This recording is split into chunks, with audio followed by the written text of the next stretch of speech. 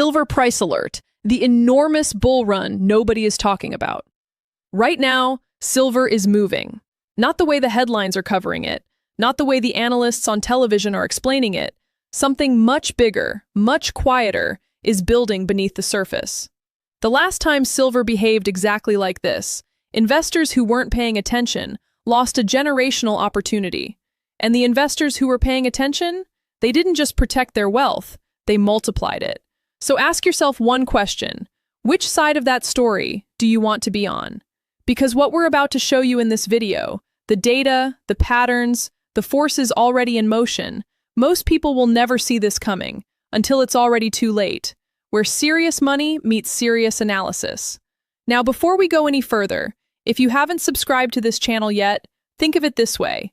You wouldn't let your morning newspaper stop delivering to your door, would you? Go ahead and hit that subscribe button. Keep the information flowing every single day. And we'd love to know, where in the world are you watching from right now? Drop your city or country down in the comments below. We read every single one. Now, let's get into it. There is a particular kind of quiet that exists just before something enormous happens. Not the quiet of nothing going on, but the quiet of everything building, beneath the surface, where most people simply are not looking.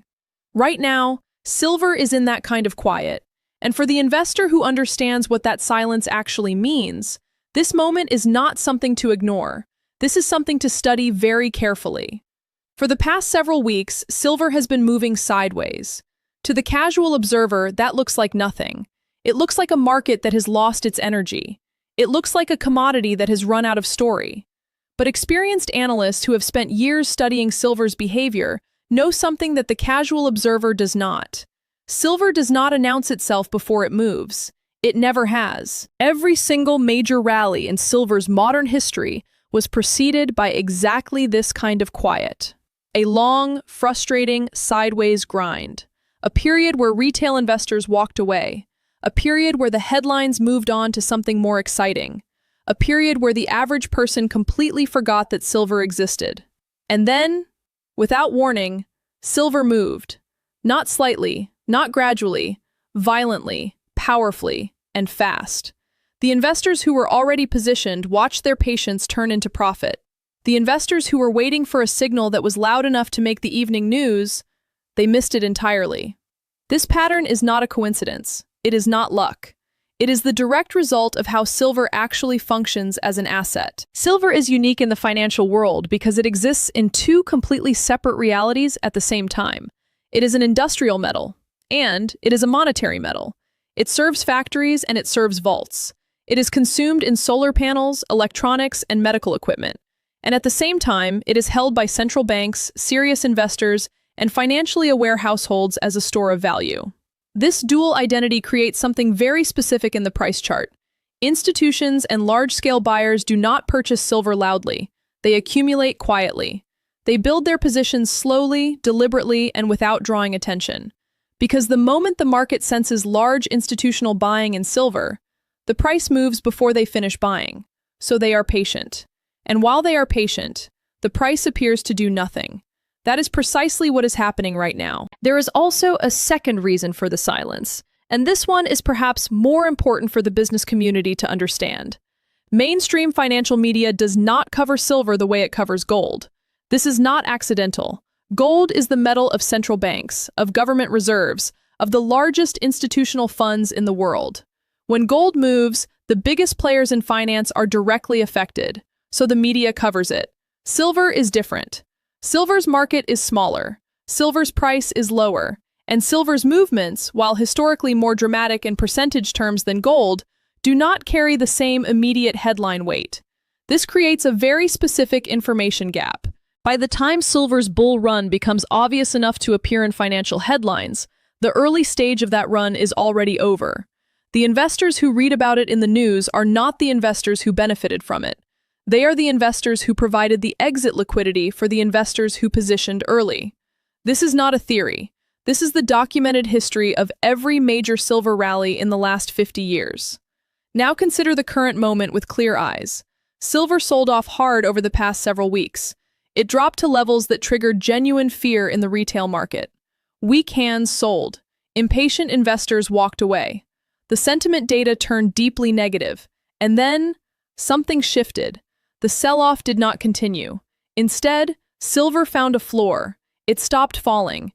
And quietly, without celebration, without headlines, without any major financial network running a segment on it, silver began to recover. That kind of price behavior has a name among serious market analysts. It is called a capitulation bottom. It is the moment where everyone who was going to sell has already sold. The fear has been fully expressed. The weak positions have been cleared out. And what remains in the market are the holders who are not moving, and the buyers who are beginning to accumulate. This is historically one of the most important signals in any market, and silver just printed it. The silence that surrounds silver right now is not a sign of weakness. It is a sign of loading. And the question every serious investor and entrepreneur watching this must now ask themselves is not whether this bull run is coming. The question is whether they will be positioned before the rest of the world finally notices. Most people are looking at silver and asking the wrong question. They are asking, is silver going up?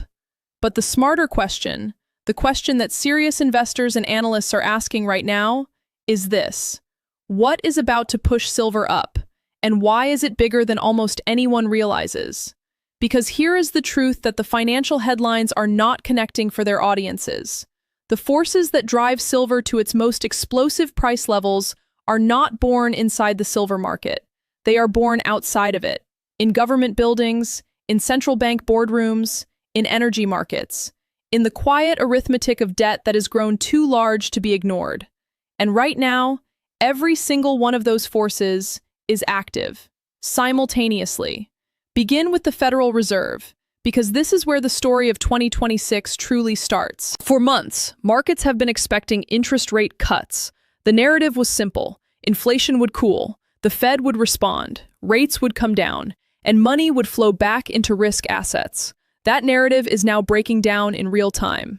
The Federal Reserve finds itself in a position that has no clean exit. On one side sits inflation that refuses to fully retreat.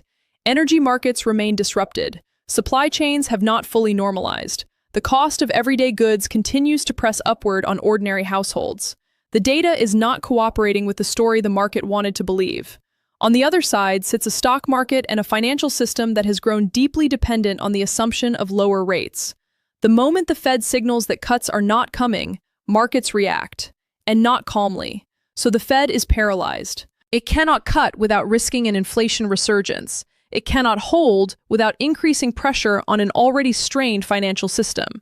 And it certainly cannot raise further without triggering consequences that nobody in that building wants to be responsible for. This paralysis has a direct and historical relationship with silver. Every period in modern financial history where the Federal Reserve lost its ability to confidently control the narrative, silver responded. Not immediately, not loudly at first, but powerfully. Because when the institution responsible for managing the value of money appears unable to do its job, people begin searching for something that holds value without requiring trust in any institution. Silver has always been that something. Now add the second force, debt. The numbers involved in sovereign debt today are not just large. They are structurally significant in a way that previous generations of investors never had to seriously consider. When a government carries debt at these levels, its options narrow considerably. It can raise taxes, which slows economic activity. It can cut spending, which is politically nearly impossible. Or it can allow inflation to quietly reduce the real value of that debt over time. History is very clear about which option governments consistently choose. They choose inflation, not officially, not in a press release, but in practice, through policy decisions, through money supply management, through the tolerance of price increases that slowly and steadily erode the purchasing power of every dollar, pound, and euro sitting in an ordinary savings account.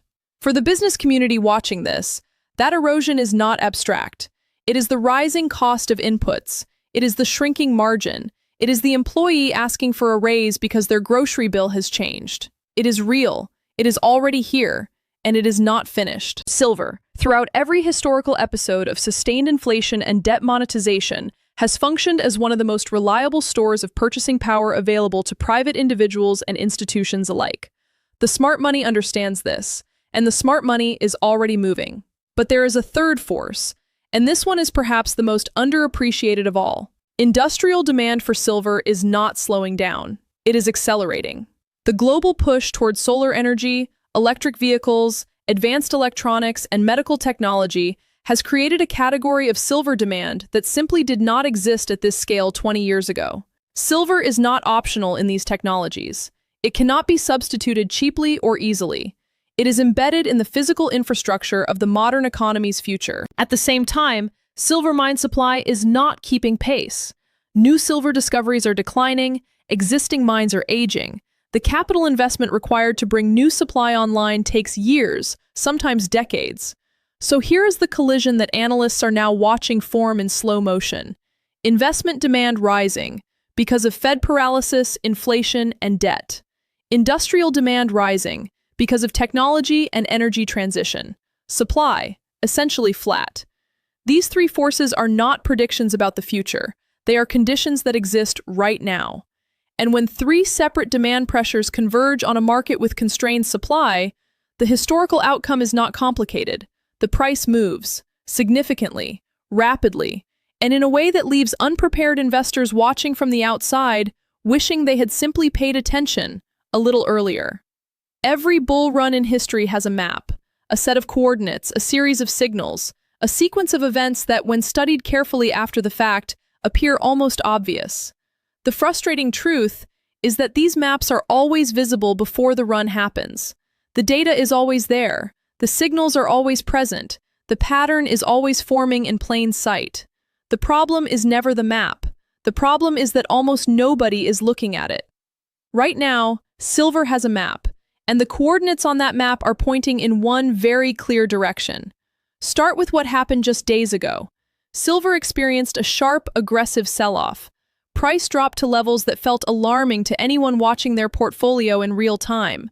The financial forums filled with concern. Sentiment trackers turned deeply negative. Articles began appearing questioning whether the precious metals bull market was finished entirely. And then, the selling stopped. Not gradually, not slowly. It stopped with a kind of sudden finality that veteran market analysts recognize immediately. That moment has a technical name, a capitulation bottom. It is the precise point in any market cycle where the last fearful seller has exited, where the pain became too great for the weakest positions to survive, where the market essentially shook out every investor who was not truly committed to the thesis. What remains after a capitulation bottom is not a weak market. What remains is a clean market. The sellers are gone, the fear has been fully expressed, and the buyers who step in at that moment are not guessing. They are not emotional. They are deliberate, patient, and extremely well-informed. Silver's capitulation bottom was not an accident. It was a reset. And resets of this kind have historically been the starting point of silver's most powerful advances. Now look at something that very few casual investors ever study seriously: the gold-to-silver ratio. This ratio measures how many ounces of silver it takes to purchase 1 ounce of gold. And throughout modern financial history, this ratio has functioned as one of the most reliable predictive tools available to precious metals analysts. When the ratio is high, silver is historically undervalued relative to gold. When the ratio eventually compresses, silver moves faster and further than gold in percentage terms. Not slightly faster, dramatically faster. Right now, that ratio is elevated. What that tells the serious analyst is straightforward. Silver has not yet caught up to what gold has already been signaling for months. Gold moved first, as it almost always does. Institutions rotated into gold first because gold's market is larger and more liquid. But silver follows gold. It always has. And when silver follows in this particular macro environment, the percentage moves involved tend to be historic. The ratio is not a guarantee. Nothing in financial markets ever is. But as a directional signal with decades of historical backing, it is currently one of the most compelling data points available. Then there is the mining sector signal. The BPGTM index, which tracks bullish percentage of gold and silver mining stocks, recently hit levels that historically mark a significant bottom in the mining sector. When this index reaches near zero levels, it means that almost every mining stock has already experienced its sell-off. The negative momentum has been fully exhausted. Historically, when this index hits these extreme low readings and then begins to recover, mining stocks have delivered some of their strongest short-term performances. The sector moves before the metals in many cases, because sophisticated investors understand that miners are leveraged plays on the underlying metal price. When silver recovers even modestly, well-positioned mining companies recover dramatically. This signal is not widely discussed in mainstream financial media, but among serious commodity analysts and institutional desks that cover the metals sector, it is watched very carefully. It just fired. Now step back and look at the complete picture that these signals are drawing together. A confirmed capitulation bottom in silver price, a gold-to-silver ratio signaling significant undervaluation, a mining sector sentiment indicator at historically bullish extremes, 3 separate signals, 3 separate data sets, all pointing in the same direction, all appearing at the same time. The summer rally that is now beginning is not wishful thinking. It is not retail optimism. It is the natural mechanical response of a market that has fully completed its correction phase and is now beginning its next advance. Conservative analysis suggests silver recovering meaningfully through the summer months. More optimistic but historically supported scenarios suggest something considerably larger unfolding toward the final quarter of the year. But here is what the map cannot tell anyone. It cannot tell the investor who waits too long that the window for early positioning, quietly, patiently, and without announcement, has already closed behind them. Understanding a bull run is one thing, positioning for it correctly is something else entirely. Because the history of silver markets is filled with investors who saw exactly what was coming, understood the data, followed the signals, and still walked away with nothing. Not because they were wrong about silver, but because they were wrong about themselves. They panicked during the pullbacks. They over-concentrated without managing risk. They chased price instead of building position. They let emotion override the very analysis that had given them the correct directional view in the first place. So this final part is not about silver's price targets. It is about behavior, strategy, and the specific decisions that separate the investors who benefit from this moment from the investors who simply watched it happen. The first principle is deceptively simple. Stack physically, consistently, without drama. Not a life-changing sum every month. Not a dramatic all-in moment that creates financial stress. Simply a committed, recurring allocation toward physical silver. $50, $100, whatever the individual budget responsibly allows. This approach does something that most investors underestimate completely. It removes the psychological burden of timing. The investor who buys physical silver consistently every single month does not need to predict the exact bottom. They do not need to watch price charts daily with anxiety. They are building a position the way serious long-term wealth is always built. Quietly, methodically, without requiring perfection. Physical silver held directly, not through a paper contract, not through an ETF, not through a digital certificate, but physically, in hand, represents one of the cleanest stores of value available to the private investor in this particular macro environment. The second principle involves liquidity, and this is where many enthusiastic investors make a critical mistake. The summer months of June, July, and August are historically low-volume periods across financial markets. Volatility exists, but conviction is often thin. Moves can be sharp and sudden in either direction. And the investor who has deployed every available dollar into any single position during this period has removed their most powerful tool, their ability to respond. Maintaining healthy cash liquidity right now is not weakness, it is not fear, it is strategic optionality. Because September and October historically bring significantly more clarity to financial markets, the direction of the Federal Reserve becomes clearer. The behavior of equity markets through summer consolidation reveals whether the tech and semiconductor boom was a genuine continuation or a distribution top that retail investors will eventually pay for. The investor who arrives at September with liquidity intact arrives with choices. The investor who arrives fully deployed can only wait and hope. The third principle addresses the mining sector opportunity, specifically for those with higher risk tolerance and shorter time horizons. Mining stocks at current levels represent a leveraged expression of the silver and gold recovery thesis. They are not long-term buy and hold positions in this environment. They are tactical, time-limited, and require discipline around exit. The 1 to 4 month window that serious analysts are identifying right now is real, but it requires the investor to define their exit before they enter, not after, not when emotions are running high because price has moved favorably, before. That pre-commitment to an exit strategy is what converts a tactical opportunity into an actual realized gain, rather than a paper profit that eventually disappears. Finally, and perhaps most importantly, avoid the noise. The SpaceX IPO enthusiasm, the semiconductor euphoria, the next headline-grabbing opportunity that promises extraordinary returns without the analytical foundation to support the claim.